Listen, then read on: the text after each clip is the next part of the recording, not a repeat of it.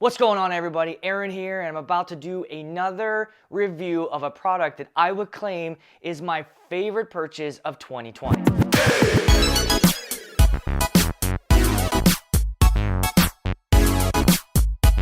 So 2020 might not have been the best year to start buying stuff because, we weren't really working very much, but that didn't stop your boy. The UPS guy's always pulling up to my neighborhood, dropping off heavy shit.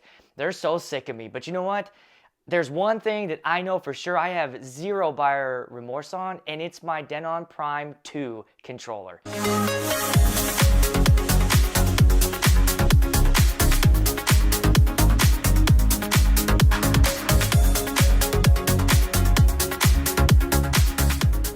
It's an all-in-one controller, and I love this thing first and foremost because it's fun. So the first controller I started off with was the Pioneer SB3, then I moved to the SR2, and then from there on to the Denon. So I did have to do a change with using Serato DJ Pro to now Denon's Prime software, which is called Engine Prime, and the switchover wasn't too hard. It read all the songs in my Serato library, brought all my crates over. I was able to create some playlists straight from there, and it was super easy to kind of make that transition.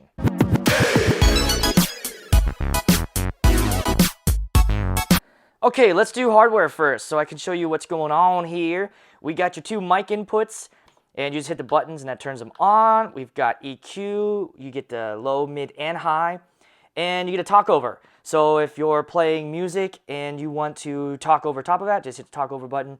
It lowers the volume of the music so you can be heard. Here's your gains for the microphones. Underneath that, we've got your effects. I'm not going to go super in depth on all this, just a quick overview. That turns your effects on and off. Here's your wet and dry.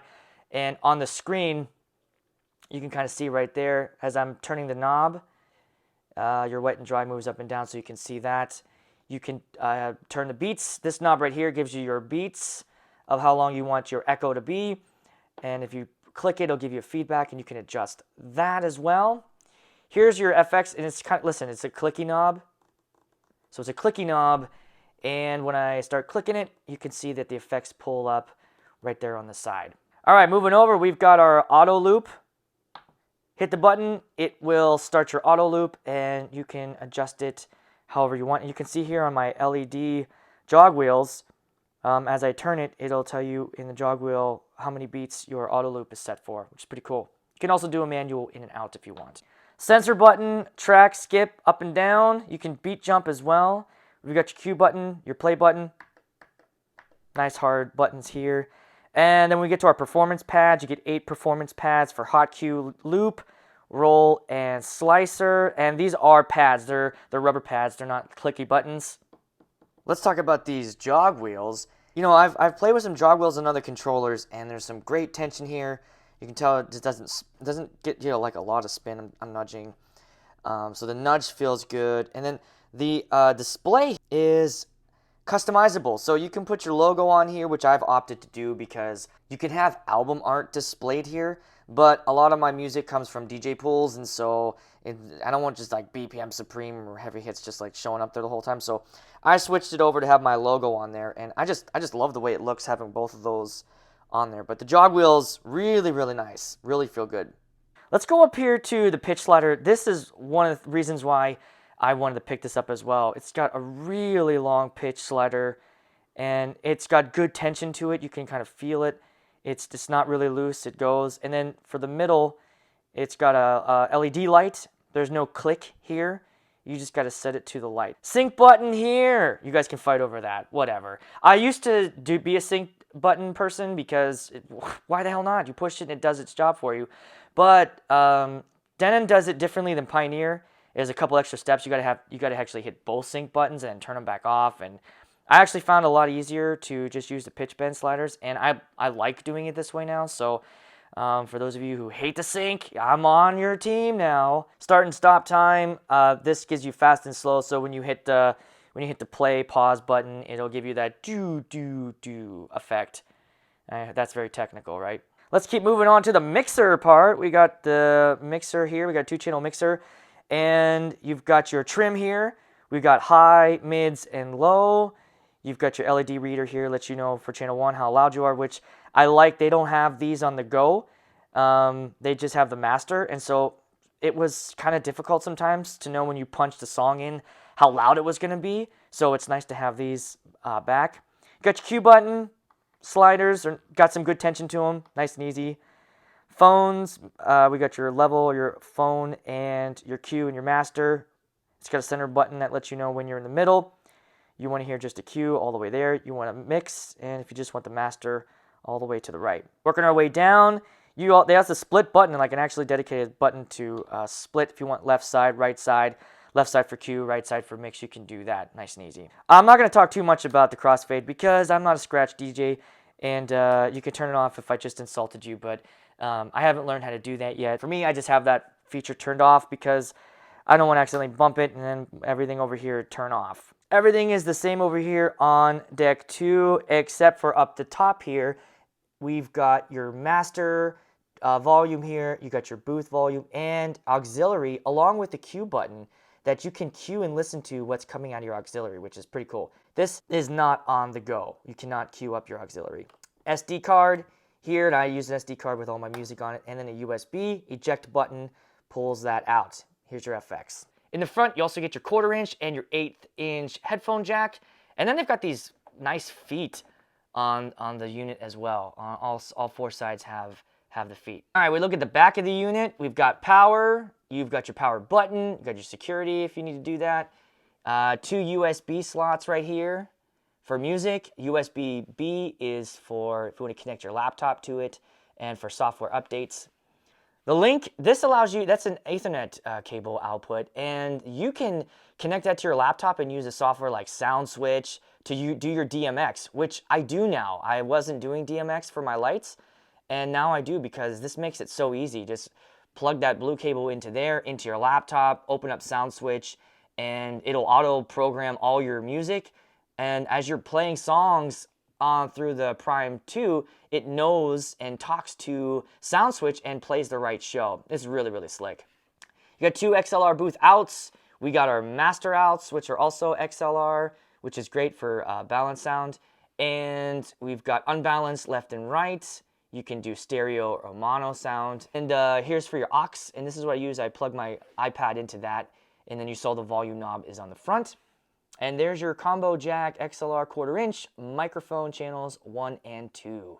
Let's talk about this gorgeous 7-inch touchscreen that responds very much like an iPad. And this is probably the selling factor for me. I mean, if you're going to do an all-in-one, you're going to want this nice touchscreen. You get a pinch to zoom here with your WAV files, which is nice. You can get a closer look at your WAV files. Let's back up here. You hit the library.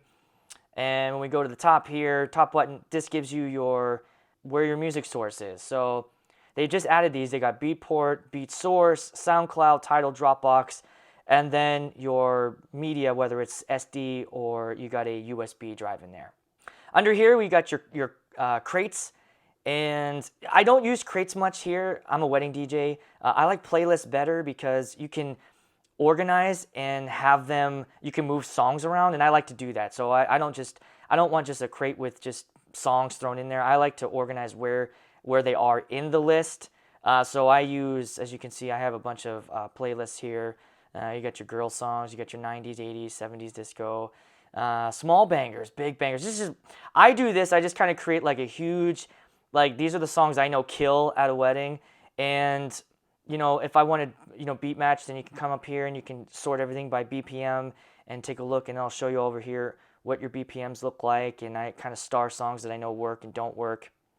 Underneath here is Prepare, and Prepare is nice. So let's say I've got 2 songs in the decks, and I want to play Shut Up and Dance a little bit later. You swipe left, that throws you into the Prepare, and there it goes. Here's another thing you guys are going to love. Normally in Serato, if I wanted to preview a song, I would have to load it up into a deck. You don't have to do this here. You just hit that play button and it's a preview. And you can also scrub through it how you want. And you're just hearing that in your headphones. So if I have never heard this song before, let's say this is the first time I've ever done anything, you can preview that and then just hit the stop button and you're ready to go. swipe it over. It'll tell you what deck you want to load it into, 1 or 2. Throw it into deck 1. There it is, all set and ready to go. Underneath here, we've got our sort of like the home of where all your music is. So I've got a couple of folders. In here, I've got a ceremony folder. I've got the engine library, your music. And then sessions is where you can record. So you can actually record your mixes on here, and it'll save it right into this folder. Hit the search button, and this will allow you to search through all of your music, and it pulls the keyboard up. Super easy. Just hit baby, as you can see, and then boom, all these different songs pop up. Whatever you want to do, you can swipe over and load it up into the deck. If you push and hold the view button, you get the menu, and through utility, this is where you can get, oh yeah, we got to talk about, you could get Wi-Fi on this, guys. Wi-Fi built into this. How sick is that? Nudge sensitivity, track preview, I just showed you that. That's on. Your screen brightness, you can adjust. If you're outside, you can drop that. Just look at all these mic settings too. I mean, there's lots of things that you can do, and you can set, you can decide whether or not you want to have these as options here. And this is where you do your software update. If we go to preferences, again, more options here, how you want to do your sync mode, your sync button, your cues, smart loops, display, and then as you get down to the bottom here, you can pick what color you want your decks to be. And so, you know, I picked blue, but you can kind of do whatever you want. All right, back to the screen here. At the top here, you got your track title, you got your loop setting, how many beats, and as you see, if I turn my knob here, you can see that going up. Here's where your track, and you can, again, you can touch and scroll through here. You can't do that though, however, if you are playing the track, which is great. So if you see there, it says pause, playback to enable.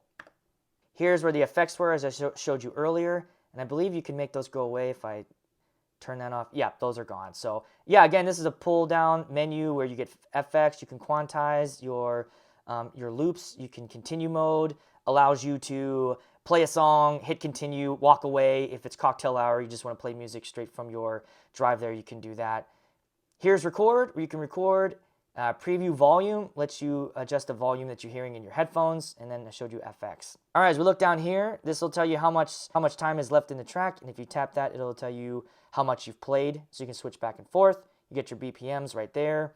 You got your key, and that circle right there is your sync. So if I hit the sync button, then that will turn green, and that lets me know, hey, you got sync on. Library and search at the bottom, same thing goes on for deck 2.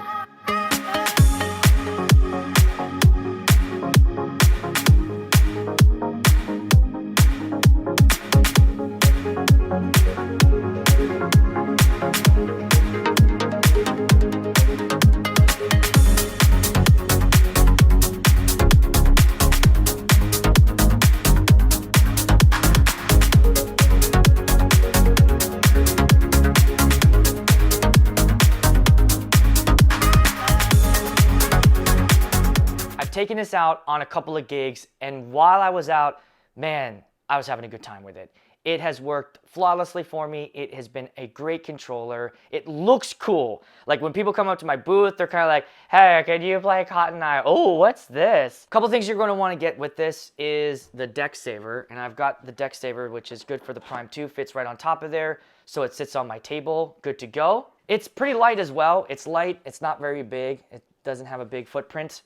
And it's easy to transport. Let me show you my bag. I'm not a flight case guy. I like to keep things simple, so I just got the Magma version of the case that will hold my Prime 2 in there. And I think I spent about 90 bucks for the case, and the deck saver was about $80.